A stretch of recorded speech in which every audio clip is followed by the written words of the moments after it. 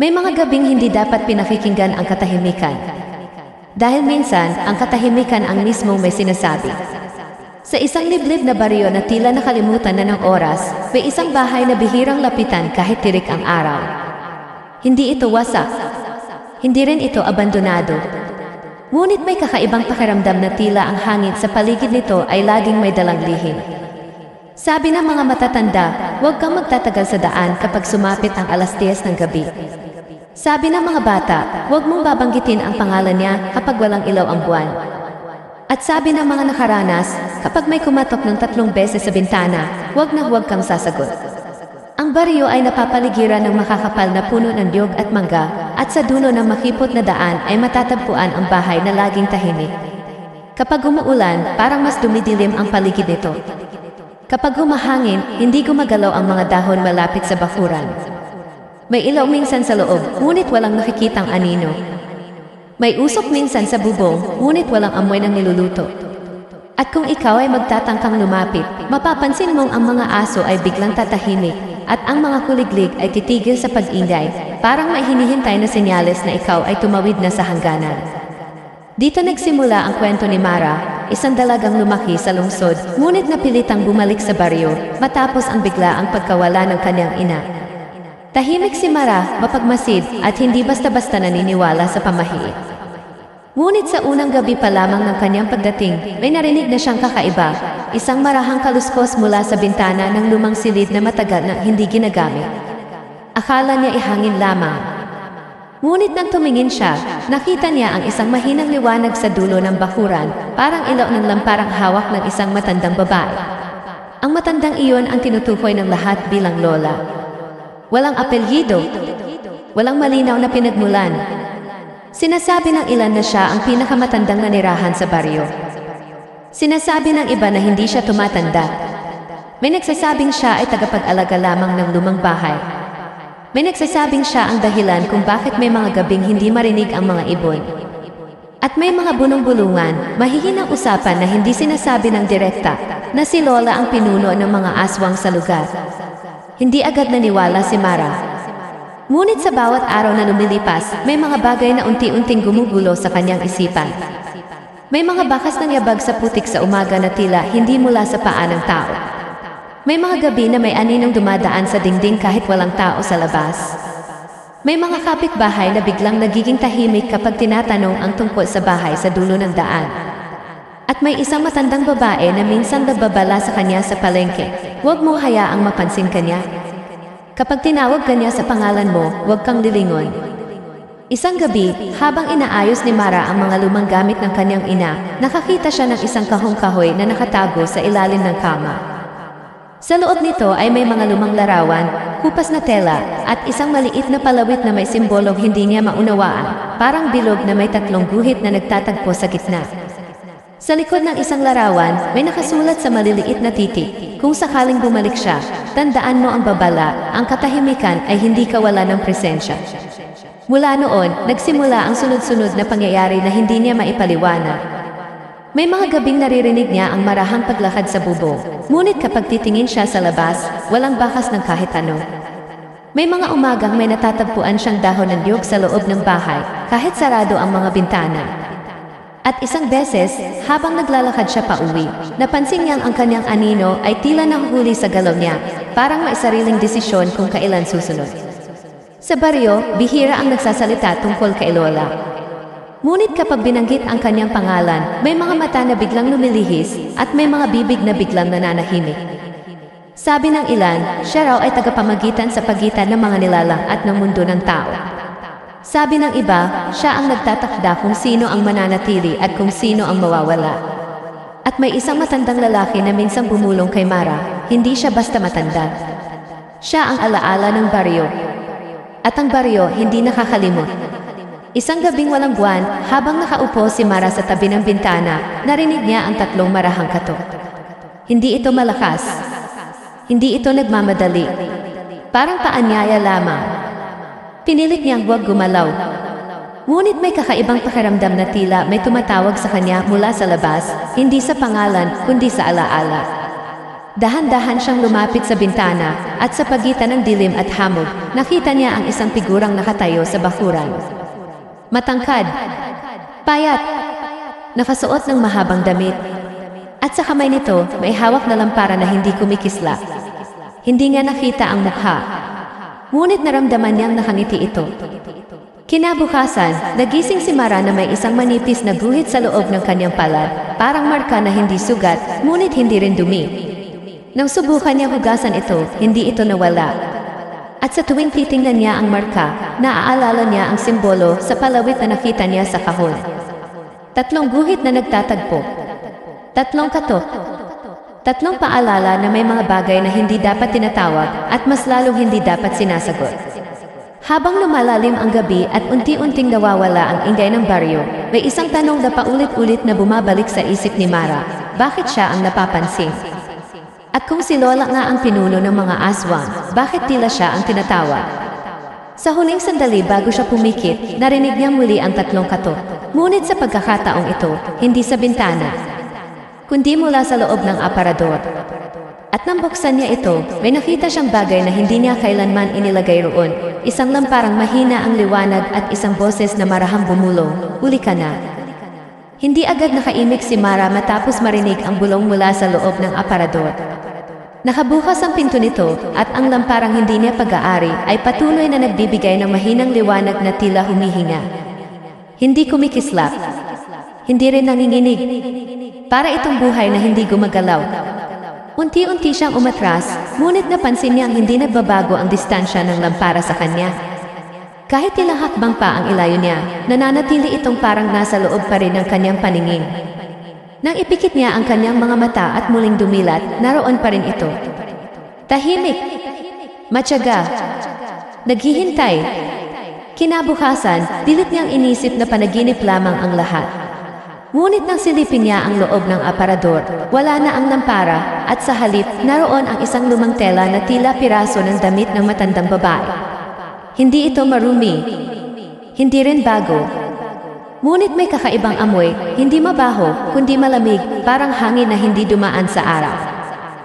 Habang lumilipas ang mga araw, unti-unting nagiging mas mabigat ang pakiramdam ng bahay. Hindi ito ingay. Hindi ito galaw. Kundi presensya na hindi makita ngunit nararamdaman sa balat. Kapag siya ay nag-iisa, may pakiramdam na tila may nakaupo sa kabilang dulo ng silid, tahimik lamang, nakatingin. Sinubukan niyang makihalubilo sa mga kapitbahay upang makalimot. Ngunit sa tuwing binabanggit ang pangalan ng matandang tinatawag nilang Lola, ang usapan ay biglang pinuputol o inililihis. May ilan na nagkukunwaring hindi narinig ang tanong. May ilan na umiiwas sa kanyang tingin. Ngunit isang matandang lalaki, si Marcelo, ang minsang nagsalita ng mahina habang nagwawalis sa harap ng kanyang bahay. Ayaw nilang banggitin dahil kapag pinangalanan mo ang isang bagay, mas madali ka nitong mahahanap, sabi niya nang hindi tumitingin kay Mara. Ang baryong ito may mga bagay na hindi naaalis. Pinapasa lamang. Nang tanungin niya kung ano ang ibig sabihin nito, hindi na sumagot si Marcelo. Sa halip, tumingin ito sa kanyang palad kung saan naroon pa rin ang manipis na guhit. Bahagya itong humiti, ngunit walang aliw sa ngiting iyon. May isa pang detalye na unti-unting napapansin ni Mara, ang oras. May mga sandali sa gabi na tila humihinto ang tunog ng orasan.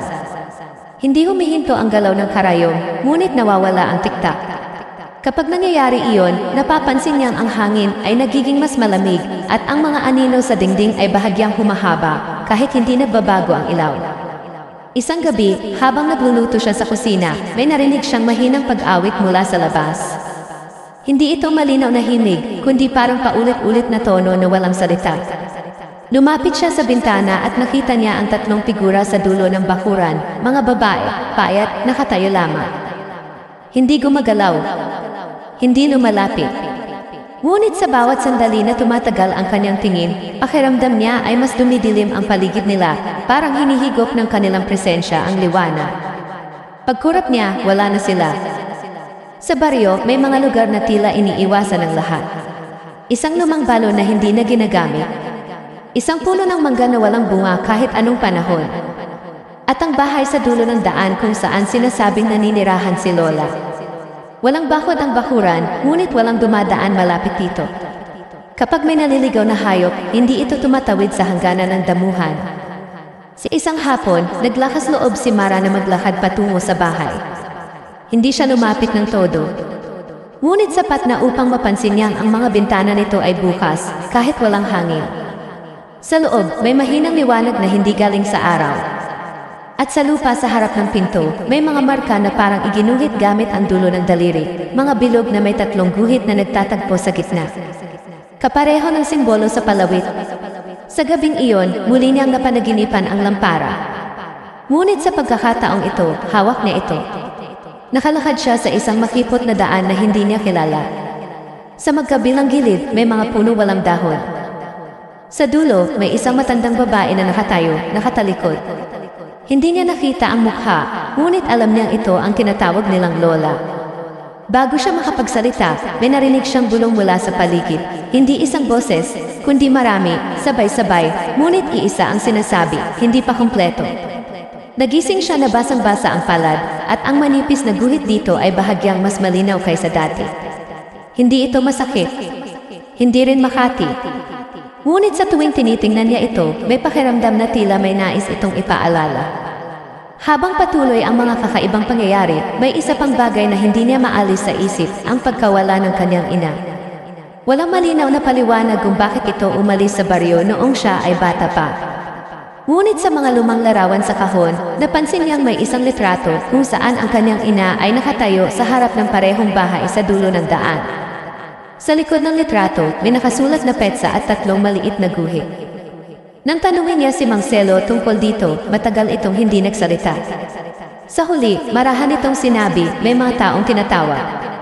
Hindi dahil may kasalanan sila, kundi dahil may naiwan silang bukas. Sa mga sumunod na gabi, mas madalas na niyang naririnig ang 3 katok. Minsan sa bintana, minsan sa dingding, minsan sa sahig. At isang beses, habang hawak niya ang palawit na nakita sa kahon, naramdaman niyang ang katok ay nagmula sa loob mismo ng kanyang dibdib. Marahan, pare-pareho ang pagitan. Hindi niya alam kung ito ba ay paanyaya o paalala.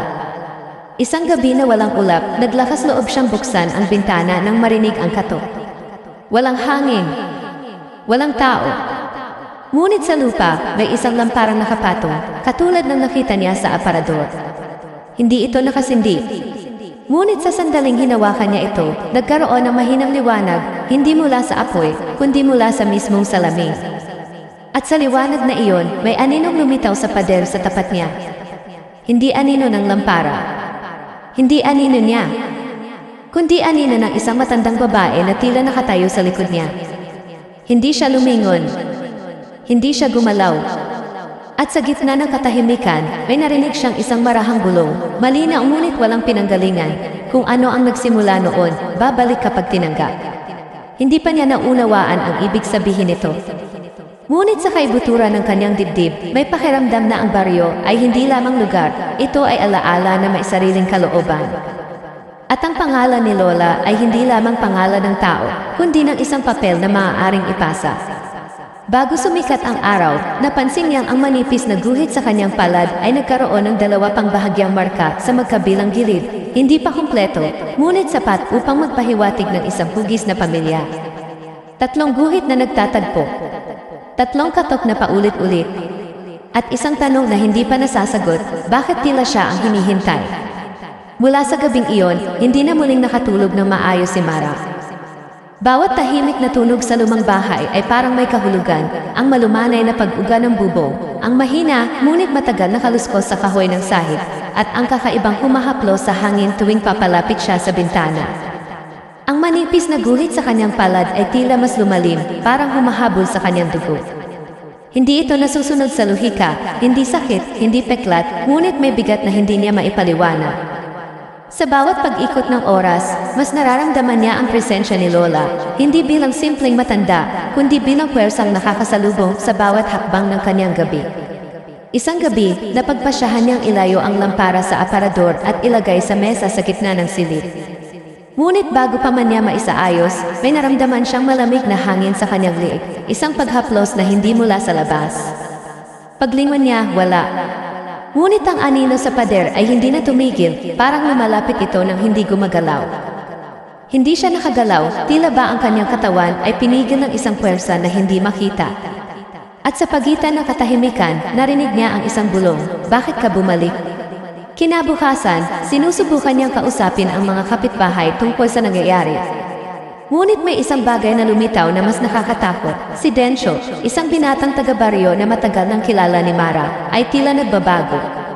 Mula sa kanyang mapayapang ekspresyon, bigla itong naging malamig at nagdadalawang isip na sumagot sa tuwing binabanggit ang pangalan ni Lola. Isang araw, tinanong niya kung ano ang alam nito tungkol sa lumang bahay. Tumahimik si Densyo at marahan lamang nitong sinabi, "Mara, may mga bagay na mas mabuti kung hindi mo hahanapin." Ang babaeng iyon hindi siya basta matanda. At kung minsan, ang paghahanap ng sagot ay nagdadala ng higit pang panganib. Ngunit hindi nakayanan ni Mara na tigilan ang kanyang pag-usisa. Sa halip, sinubukan niyang maglakad sa bakuran ng bahay sa dulo ng daan. Ang damuhan ay basa, ang hangin malamig, at may kakaibang katahimikan na hindi niya nararanasan sa buong baryo. Sa dulo ng bakuran, may 3 punong mangga na halos walang bunga. Ngunit sa ilalim ng isa, may nakatagong hukay, hindi malaki, sapat lamang para sa isang maliit na kahon o palayo. Nang lapitan niya ito, naramdaman niya ang malamig na paghinga sa kanyang liig, at ang anino ng matandang babae ay bigla lumitaw sa harap niya, ngunit hindi ito gumalaw. Parang nakapikit. Hindi lang iyon ang bagong conflict. Sa susunod na araw, habang naglilinis siya ng lumang aparador, may napansin siyang kakaibang pagbabago sa mga larawan sa kahon. Ang litrato ng kanyang ina, nakangiti sa harap ng bahay, ay tila may ibang ekspresyon. Ang mata nito ay parang sumusunod sa kanya, hindi tulad ng dati. Kapag tinatanggal niya ang litrato sa kahon, naririnig niya ang malamyos na halakhak mula sa loob ng silid, kahit walang hangin at walang ibang tao. Sa bawat hakbang na lumalapit siya, ang halakhak ay nagiging mas mabagal, mas mabigat, mas mapang-akit. Habang lumalalim ang gabi, nakaramdam siya ng kakaibang pag-ikot ng oras. Hindi tumitigil ang relo sa dingding, ngunit ang tunog nito ay nawawala sa loob ng ilang minuto, at kapag bumalik, tila may kasamang boses na hindi niya maunawaan. Isang beses, habang nag-iisa sa silid, nakita niya ang kanyang anino sa sahig, perpekto ang hugis, sumusunod sa bawat kilos niya. Ngunit sa gitna, may isang patayong guhit na tila gumagalaw ng sarili, parang may sariling desisyon kung kailan susunod. Bukod sa presensya ni Lola, may pangalawang banta rin. Ang bahay ay nagsimulang ipakita ang kakaibang pisikal na fenomena, mga dingding na biglang nagiging manipis, parang papel, mga pintuan na biglang nagbubukas o nagsasara, kahit walang hangin, at mga tunog mula sa kisame, parang may humahakbang sa itaas na walang tao. Kapag sumulyap siya sa mga bintana, ang labas ay parang nababalot sa ulap at hamog, kahit malinaw ang umaga sa baryo. Sa gitna ng lahat ng ito, nagsimulang maapektuhan ang kanyang isip. Ang kanyang mga panaginip ay mas nagiging malinaw kaysa sa realidad. Isang gabi, nanaginip siya ng isang silid na walang pinto o bintana, ngunit puno ng mga larawan ng mga bata at matatanda sa baryo. Ang bawat larawan ay may 3 guhit sa gitna. Nang pinilit niyang tingnan ang sarili sa salamin ng silid, nakita niya ang mukha niya, ngunit ang mata ay hindi siya, parang ibang tao na nakatago sa loob ng kanyang katawan. Bumangon siya sa panaginip at natagpuan ang sarili sa parehong posisyon sa kanyang kama, malamig ang katawan at nanginginig. Hindi lamang presensya ng matanda ang nagpapahirap. May bagong suplot na nagsimula sa pakiramdam niya, sinusundan siya ni Densyo. Hindi ito literal, ngunit sa bawat hakbang na lumalakad siya sa baryo, may pakiramdam siyang may nakatingin mula sa gilid ng daan o sa mga bintana ng kalapit na bahay. Kapag tiningnan niya, walang tao. Ngunit ang pakiramdam ay nananatili, hindi maalis. Sa gabi ng hating gabi, may isang kakaibang pangyayari. Ang lampara na nakalagay sa mesa ay biglang nagliwanag ng mas maliwanag kaysa dati. Ang kanyang anino sa sahig ay tumindig ng parang may sariling lakas at nakalinya sa anino ni Lola sa pader. Hindi siya makagalaw, ngunit naramdaman niya ang malamig na hangin na bumabalot sa kanya, dahan-dahan, parang humihila sa bawat galaw ng kanyang katawan. Sa labas ng bintana, narinig niya ang 3 mahinang katok, una mula sa sahig, pangalawa sa dingding, at pangatlo sa kisame. Ang kanyang puso ay nagmadaling tumibok. Alam niyang hindi ito basta presensya ng matanda, kundi isang senyales. Ngunit ang senyal ay hindi malinaw kung para kanino o para saan. Ang guhit sa kanyang palad ay parang naglalakbay, dahan-dahan, mula sa gitna patungo sa gilid ng kanyang bala. Hindi niya alam kung ito ba ay babala o paanyaya. Ang sublot na ito ay lalong nagpapalalim sa kanyang dilema. Hindi lang siya nahaharap sa misteryo ni Lola, kundi sa banta na nakatago sa kanyang paligid. Ang bawat anino, bawat tunog, bawat guhit sa palad ay tila may sariling buhay. Hindi lang ang bahay ang tila buhay, kundi ang buong baryo ay nagiging kasangkapan ng misteryong ito. Minsan, habang nag-ikot siya sa bakuran, nakita niya ang mga dahon ng niyog na nagiging hugis ng mga kamay na tila kumakapit sa kanya. Paglapit niya, nawawala ang hugis. Sa loob ng bahay, naramdaman niyang may malamig na kamay na dumarampi sa balikat niya, ngunit paglingon, wala. Ang hangin ay nabubuga ng malamig na hininga sa kanyang liig, parang may bulong na hindi niya marinig, ngunit nararamdaman. Sa gitna ng lahat ng ito, may lumitaw na bagong simbolo sa pader, 3 guhit, ngunit ngayon may maliit na bilog sa gitna. Iba ito sa nakita niya sa palawit. Parang ipinapaalala sa kanya na may bago ng bahagi ng misteryo. Ang mga mata ni Mara ay hindi mapakali. Hindi niya alam kung ang bilog ay senyales ng pagtatapos o panibagong simula. Hindi lamang takot ang kanyang nararamdaman. May halo itong kaba at pagkahabag. Ang pagkakaroon ng sublot na si Densho at ang iba pang mga kakaibang pangyayari ay lalong nagpapalalim sa kanyang pangamba. Lalo siyang naipit sa pagitan ng kanyang curiosity at ng instinct na umiwas. Bawat hakbang sa bahay o sa bakuran ay parang pagsusulit kung hanggang saan niya kayang harapin ang hindi maipaliwanag. Sa pagtatapos ng gabi, nakaupo siya sa tabi ng bintana, hawak ang lampara na hindi niya naiintindihan. Ang 3 katok ay bumalik, mahina, ngunit malinaw. Ang anino sa pader ay nanatiling nakatayo, tahimik at nakatingin. Ang guhit sa kanyang palad ay parang kumikilos, nagbubuo ng bagong hugis, at naramdaman niya ang malamig na paghinga sa kanyang liig.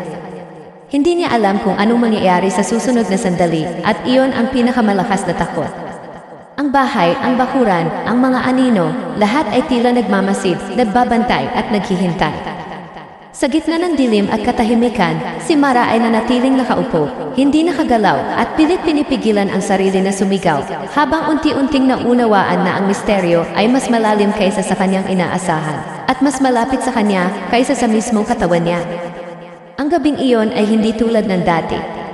Habang nakaupo si Mara sa tabi ng bintana, hawak ang lampara na unti-unting humihina ang liwanag, naramdaman niyang may malakas na presensya sa loob ng bahay, isang puwersa na hindi lang nakatingin sa kanya, kundi tila sumasakop sa bawat sulok ng silid.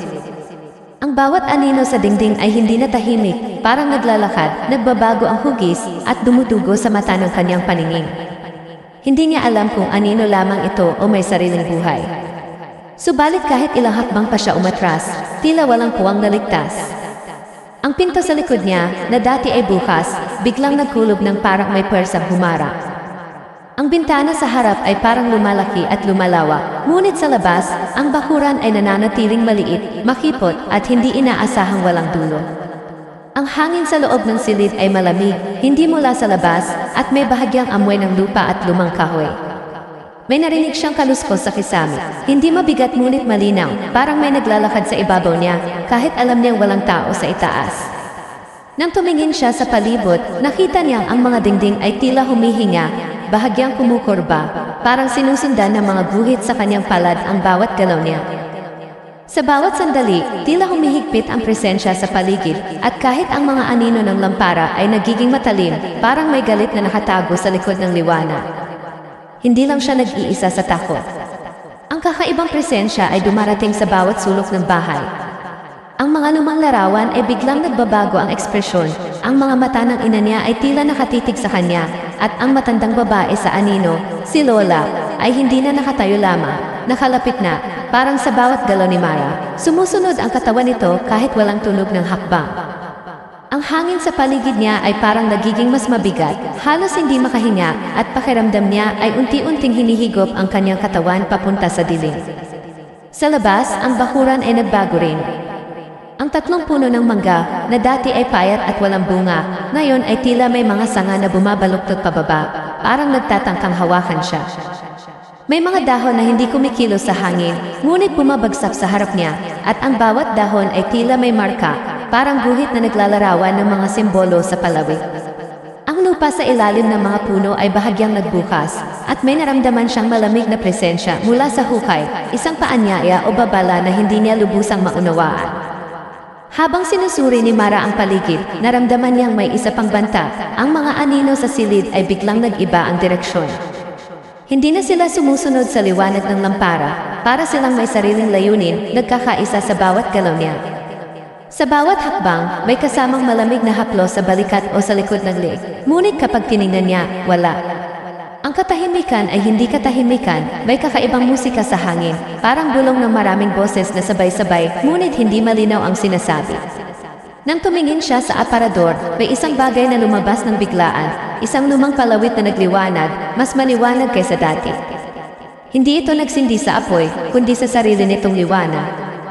Ang anina ni Lola ay nakalapit na, nakaharap sa kanya, at sa pagitan ng liwanag, naramdaman ni Mara ang isang malamig na tingin na hindi lamang mula sa mata ng matanda, kundi mula sa mismong presensya ng bahay. Ang lampara sa kanyang kamay ay tila humihingalo, at ang guhit sa kanyang palad ay parang naglalakbay patungo sa daliri, parang nagsasabing may susunod na hakbang na hindi niya maiiwasan. Habang ang tensyon ay tumataas, may narinig siyang pag-iyak mula sa labas, marahil mula sa bata o hayop, ngunit sa tunog, halatang hindi ito mula sa mundo ng tao. Ang kanyang puso ay mabilis na tumitibok, at ang kanyang katawan ay hindi makagalaw. Ang mga anino sa pader ay parang nagbubuo ng mukha, hindi isang mukha lamang, kundi maraming mukha, sabay-sabay na nakatingin sa kanya. Sa bawat pagdilat niya ng mata, nag-iba ang hugis ng mga ito, parang sinusubok ang kanyang katatagan sa takot. Sa isang sandali, naramdaman niya ang lamig na dumaan sa ilalim ng kanyang paa, mula sa sahig. Parang may malamig na kamay na humahaplos sa kanyang talampakan, unti-unting pataas, at sa bawat haplos, tila may nagbubukas na pinto sa kanyang isipan, mga alaala ng kanyang pagkabata sa baryo, ng kanyang ina, ng mga batang hindi niya kilala, lahat ay nagiging halo sa presensya ng misteryo. Hindi lamang ang bahay ang nagiging delikado. Ang baryo mismo ay tila nabubuhay sa gabi, ang mga ilaw sa kalye ay biglang namatay, ang mga aso ay nanahimik, at ang mga ibon ay nagtatago sa ilalim ng mga punong kahoy. Ang katahimikan ay nagiging sentro ng panganib, at bawat hakbang ni Mara ay sinusukat ng hindi nakikitang mata. Ang bawat galaw ay parang may kasamang tanong, hanggang saan ka lalapit bago ka tuluyang mahuli.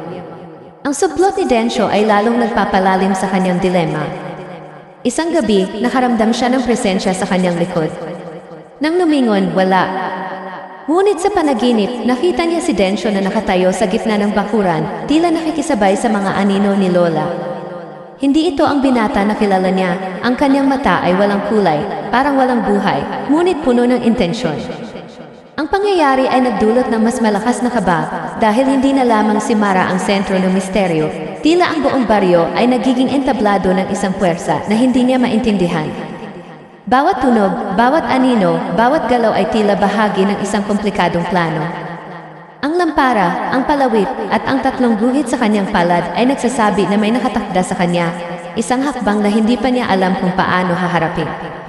Hindi siya nakakausap ng sino man na magbibigay ng kasiguruhan. Ang katahimikan ay hindi mapawi at sa bawat minuto na lumilipas, mas nararamdaman niya na wala ng lugar kung saan siya ligtas. Sa kalagitnaan ng gabi, naramdaman niya ang isang malakas na hangin mula sa labas, kahit walang bintana na bukas. Ang lampara ay nagliwanag ng matindi at ang anino ni Lola ay tila lumaki, halos abutin ang kisa.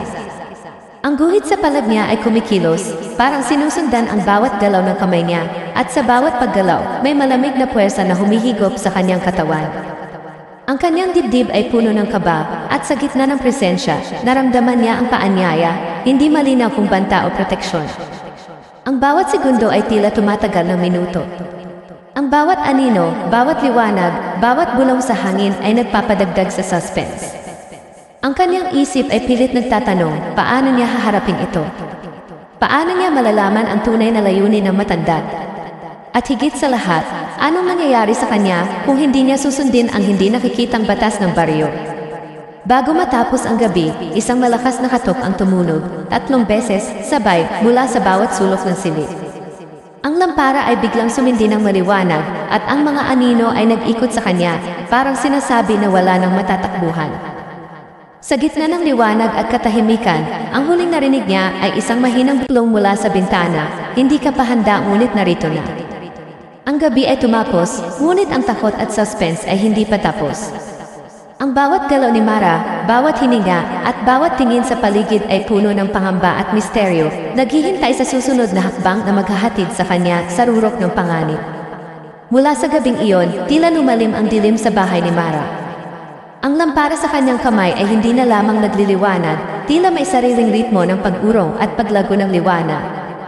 Ang anino ni Lola ay nagbago, ngayon, hindi lang ito nakatayo sa pader, kumikilos, humahalik sa bawat sulok ng silid, at parang nag-uusap sa mga nakalabas na anino ng mga bata at matatanda sa larawan. Hindi siya makagalaw.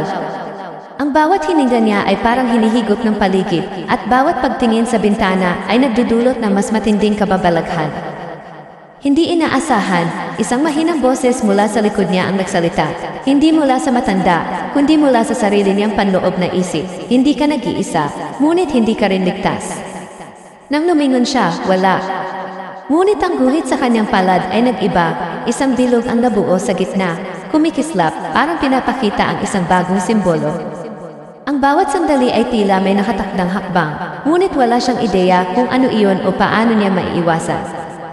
Sa gitna ng dilim, napansin niya ang isang lumang kahon na dati ay hindi niya nabuksan. Ito ay may 3 nakasulat na pangalan, ang kanyang ina, si Densyo, at siya. Nang buksan niya ang kahon, may lumang diary na puno ng sulat, ilan ay kulay pula, ilan ay itim. Nang mabuksan niya ito, nagulat siya nang mabasa ang huling pahina. Ang kanyang ina mismo ay iniwan ang baryo, hindi dahil sa sarili niyang kagustuhan, kundi dahil sa ang pagbabalik ng pinuno ng mga aswang ay dapat itigil ng sinumang magmana ng 3 guhit. Ang puso ni Mara ay bumilis ng tibok. Hindi niya maintindihan ang 3 guhit sa kanyang palad, ang mga simbolo sa bahay, ang lampara, at ang anino ni Lola. Lahat ay may kaugnayan sa kanyang ina at sa kanya mismo. Hindi lamang ito simpleng presensya ng matanda o multo, siya mismo ang sentro ng misteryo at tila wala siyang matatakbuhan. Sa sandaling iyon, bumangon ang lampara mula sa kanyang kamay. Hindi ito nahulog, ngunit lumipad sa silid, umiikot sa kanya, at sa bawat pag-ikot nito, naramdaman niya ang malamig na hangin na humahaplos sa kanyang katawan. Ang anino ni Lola ay lumapit, at sa pagitan ng liwanag, narinig niya ang bulong, "Ikaw ang susunod," ngunit hindi pa huli ang lahat. Ngunit ang twist ay hindi rito nagtatapos. Sa pagbabalik ng kanyang tingin sa diary, may lumabas na litrato na hindi niya napansin sa kahon bago, isang lumang larawan ng buong baryo. Ngunit sa gitna nito, may hugis na kabataang babae na eksaktong katulad niya. Sa likod ng litrato, nakasulat ang petsa, 2 linggo mula ngayon. Parang babala, may kaganapan na nakatakda at siya ang sentro. Hindi lamang siya nahaharap sa presensya ni Lola at sa misteryo ng 3 guhit. Ang buong baryo ay tila nagbabantay, nagmamasid, at hinihintay ang kanyang hakbang. Ang bawat anino, bawat bulong, bawat guhit sa kanyang palad ay parang may sariling kalooban. Hindi siya makausad, hindi siya makabalik. Lahat ng pinto ay sarado, lahat ng bintana ay nakapako, at ang paligid ay nagiging makipot at mas matalim sa bawat paghinga niya. Habang siya ay nag-iisip ng paraan, isang hindi inaasahang revelasyon ang dumating. Si Densyo, ang binatang dati niyang kakilala sa baryo, ay hindi rin basta tao. Sa panaginip at sa nakaraang gabi, nakita niya ito sa labas ng bahay, ngunit sa larawan sa diary, si Densyo ay nakatayo sa gitna ng baryo na nakabihis ng makalumang damit na matanda at sa kanyang kamay ay hawak ang lampara, eksaktong kapareho ng hawak ni Mara. Ang tanong ay, sino ang tunay na tagapagmana ng kapangyarihan? At higit sa lahat, sino ang susunod na magbabayad ng presyo? Habang nakaupo siya sa sahig, ang lampara ay bumalik sa kanyang kamay ng kusa. Ang guhit sa palad niya ay nagbago na ulit, ngayon, may 2 bagong linya na lumitaw sa gilid, bahagyang kumikislap. Ang mga linya ay parang nagbubuo ng isang pinto sa kanyang imahinasyon, ngunit alam niya sa kanyang puso na kapag binuksan niya ang pinto, hindi niya alam kung saan siya mapupunta. Ang suspense ay tumataas sa tuwing naririnig niya ang 3 mahinang katok, unang katok mula sa kisam, pangalawa mula sa dingding, at pangatlo mula sa sahig. Ang bawat katok ay parang tanong, ano ang gagawin mo kung ikaw ang nasa ganitong sitwasyon? Sa tingin mo ba makakaligtas ang pangunahing tauhan? Sa bawat tanong, naramdaman niya ang sariling pagkakulong sa takot at misteryo, walang matatakbuhan o matatakasan. Sa kalagitnaan ng gabi, naramdaman niyang may malamig na kamay na humahaplos sa kanyang liig, parang nagtutulak sa kanya sa direksyon ng bintana.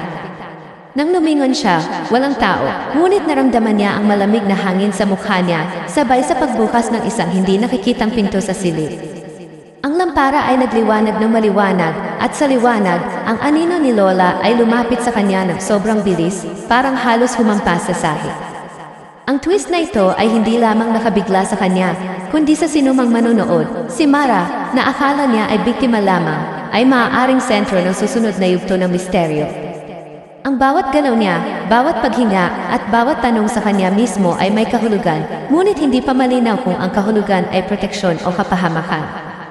Sa pagtatapos ng gabing iyon, nakaupo siya sa tabi ng bintana, lampara sa kamay, at ang guhit sa palad ay kumikislap ng bahagya, naglalaman ng bagong simbolo, isang pahiwatig na may susunod na yugto.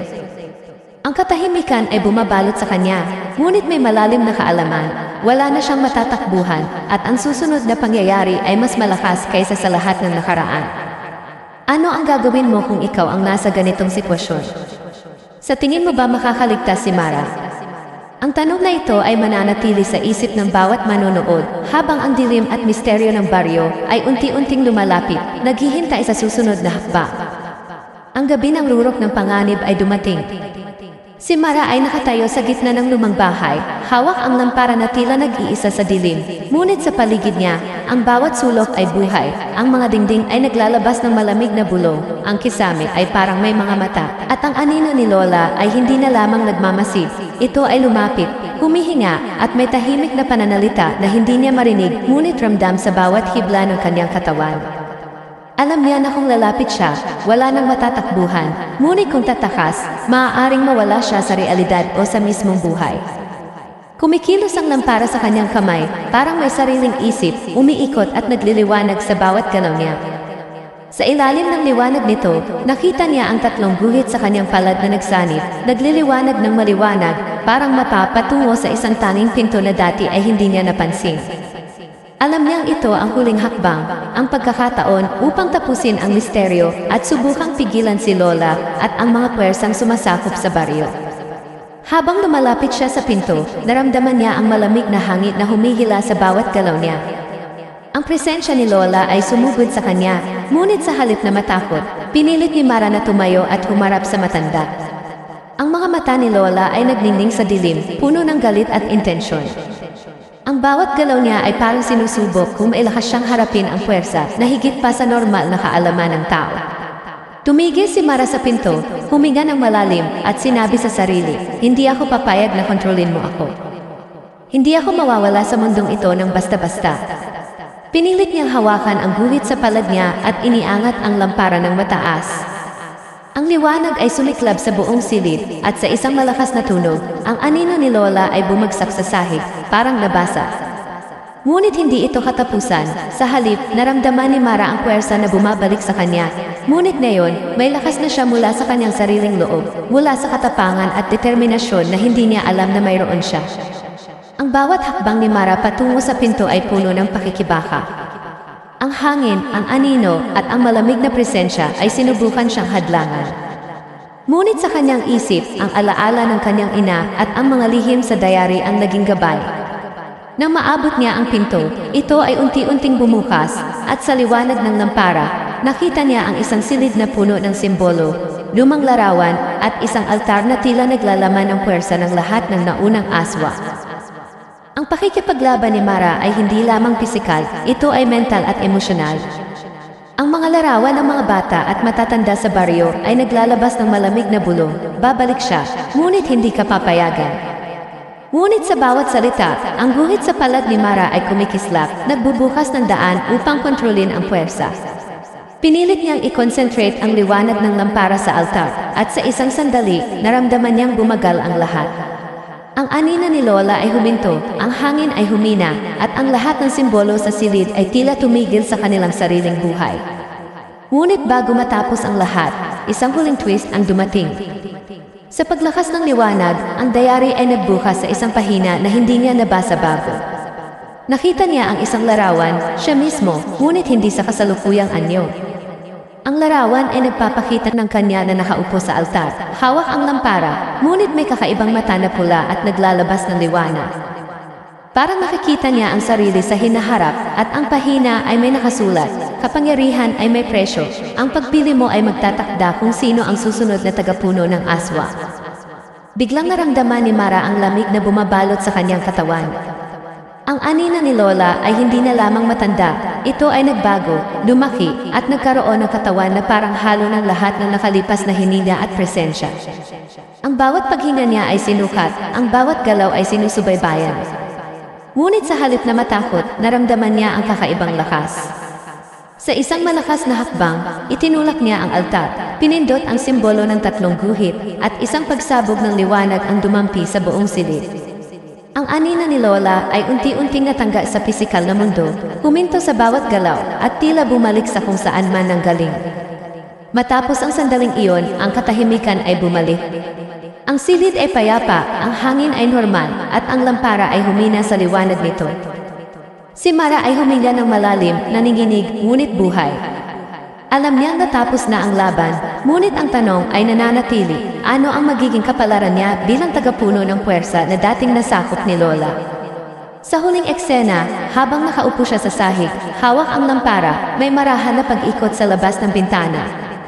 Ang 3 guhit sa kanyang palad ay kumikislap muli, ngunit ngayon may bagong hugis, parang simbolo ng pagpili at pananagutan.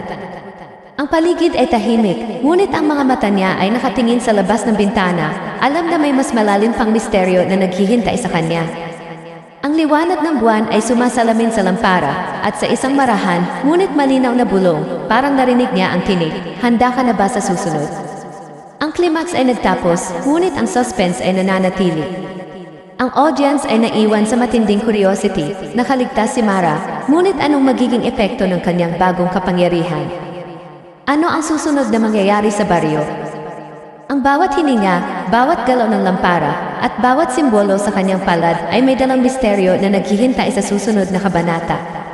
Matapos ang lahat ng pangyayari sa lumang bahay, si Mara ay nakaupo sa sahig, pinapahinga ang katawan, at sinusubukang huminga ng malalim. Ang lampara sa kanyang kamay ay humina na ang liwanag, parang sumasabay sa kanyang pagod at kaba. Sa bawat iglap, naramdaman niyang unti-unting bumalik ang katahimikan, ngunit hindi na tulad ng dati, ang paligid ay may kakaibang pakiramdam, parang may nakatingin pa rin sa kanya, ngunit hindi malinaw kung kaaway o bantay.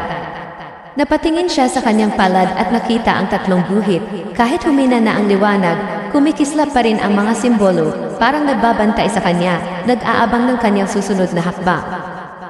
Habang siya ay naglalakad patungo sa labas ng bahay, naramdaman niya ang malamig na hangin na humahaplos sa kanyang mukha.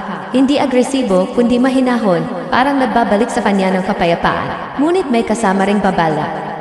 Sa labas, ang bakuran ay tahimik, ang mga puno ay nakalinya ng parang protektado ang kanyang hakbang. Ngunit sa dulo ng bakuran, sa ilalim ng buwan, may maliit na anino na hindi niya makilala. Hindi ito si Lola, hindi rin si Densyo, isang bagong presensya, maliit ngunit matalim ang tingin na tila may alam tungkol sa lahat ng nangyari at naghihintay ng pagkakataong lumapit sa kanya. Si Mara ay napaisip. Hindi siya masyadong nagulat, ngunit ramdam niya ang bigat ng responsibilidad na dala ng 3 guhit sa kanyang palad. Alam niya hindi lamang natapos ang laban sa bahay, dala niya ngayon ang isang kapangyarihan at kaalaman na maaaring makaapekto sa iba at marahil sa buong baryo. Ang kanyang isip ay nagbabalik tanaw sa bawat hakbang niya sa gabing iyon, ang malamig na hangin, ang mga anino, ang lampara, at ang dayari na nagbukas ng lihim tungkol sa kanyang ina. Pakiramdam niya ay iba na siya ngayon, hindi lamang isang biktima, kundi tagapangalaga at tagapasa ng misteryo ng lumang pamilyang iyon. Habang naglalakad siya sa tahimik na baryo, napansin niya ang mga bahay, lahat ay normal sa panlabas, ngunit may kakaibang aura na hindi niya matukoy. Ang bawat bakod, bintana, at pinto ay parang may nakatagong kwento, nakapaloob sa katahimikan at anino ng gabi. Ang mga ibon ay bumalik sa mga puno, ngunit tila nagbabantay sa kanya, nagmamasid sa bawat hakbang. Pakiramdam niya, kahit tapos na ang labanan, ang baryo ay hindi na tulad ng dati.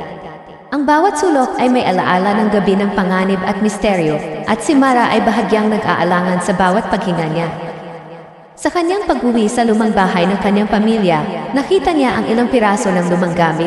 Ang mga ito ay norma sa panlabas, ngunit may kakaibang detalye. Ang mga larawan sa dingding ay may kakaibang liwanag sa mata ng bawat tauhan, at ang guhit sa kanyang palad ay parang sinusubaybayan ang kanyang paggalaw, lumilikha ng maliit na liwanag sa bawat silid. Alam niya na ang kapangyarihan ay hindi lamang nagliligtas, ito rin ay nagbabantay, nag-aalalay sa kanya, at maaaring magbukas ng susunod na misteryo sa hinaharap. Hindi nagtagal, naramdaman niya ang pag-ikot ng lampara sa kanyang kamay. Hindi ito gumagalaw sa hangin, kundi parang may sariling isip na naglalakbay sa silid, naglalapit sa kanya ng paunti-unti. Ang bawat pag-ikot ay nagdudulot ng kaunting ingay, parang bulong ng nakaraan at paalala ng responsibilidad na dala niya. Napangiti siya ng bahagya, hindi dahil sa kaligayahan, kundi sa katatagan. Alam niyang natapos ang rurok ng panganib, ngunit may natira pa ring misteryo sa paligid niya. Ngunit bago siya tuluyang makapagpahinga, isang bagong impormasyon ang lumitaw. Sa ilalim ng kanyang mesa, may lumang kahon na hindi niya napansin bago. Nang buksan niya ito, may natagpuan siyang maliit na kahon na puno ng alahas at papel. Sa isa sa mga papel, nakasulat, ang lahat ng nagawa mo ay magbabalik sa iyo sa oras ng pangangailangan. Hindi malinaw kung ito ay babala o paanyaya, ngunit ramdam niya ang bigat ng salita. Ang bawat aksyon niya sa nakaraang gabi ay maaaring magbukas ng bagong yugto, bago o pagkatapos ng baryo. Habang iniisip niya ito, may marahan ngunit malinaw na pag-ikot sa labas ng bintana. Lumingon siya, at sa ilalim ng buwan, may silweta ng maliit na batang babae, hindi alam kung kaibigan o kalaban. Ang batang iyon ay nakatayo, tahimik, nakatingin sa kanya, at may kakaibang aura ng misteryo. Sa loob ng kanyang puso, alam niya na ang gabing iyon ay nagtapos sa pangunahing labanan, ngunit ang susunod na kabanata ay maaaring mas malakas at mas mapanganib kaysa sa lahat ng nakaraan. Si Mara ay nakaupo sa sahig, hawak ang lampara, at muling tiningnan ang tatlong guhit sa kanyang palad. Kumikislap ang mga simbolo, parang nagbabalik tanaw sa lahat ng nangyari, ang malamig na hangin, ang anino ni Lola, ang lampara, ang diary, at ang mga lihim ng baryo. Sa sandaling iyon, napagtanto niya, siya ay nabago, ngunit ang kapangyarihan at misteryo ay nananatili, naghihintay sa tamang oras upang ipakita ang susunod na yugto. Ang huling eksena ay malakas at nakakakilabot. Ang buwan ay tumatama sa lampara, naglalaro ng mga anino sa kanyang mukha, at sa labas ng bintana, ang maliit na batang babae ay dahan-dahang lumalapit, naglalakad sa bakuran ng walang tunog. Si Mara ay tumingin sa kanya, hindi takot ngunit may pag-iingat, at ang kamera ay unti-unting lumayo, ipinapakita ang buong bakuran, ang lampara, ang anino ng bata, at ang guhit sa palad na kumikislap pa rin sa liwanag ng buwan. Ang bawat manonood ay naiwan sa tanong, ano ang mangyayari sa susunod? Ano ang magiging kapalaran ni Mara? Handa na ba siyang harapin ang mas malalaking misteryo? Hinihikayat ang bawat manonood na mag-comment, ano sa tingin ninyo ang susunod na mangyayari kay Mara? Gusto niyo ba ng sequel upang masilip ang hinaharap ng kapangyarihan at misteryo ng baryo? Ang gabing ito ay nagtapos, ngunit ang suspense at takot ay mananatili sa bawat isip ng nanonood, naghihintay sa kanilang sariling imahinasyon upang punan ang puwang ng misteryo.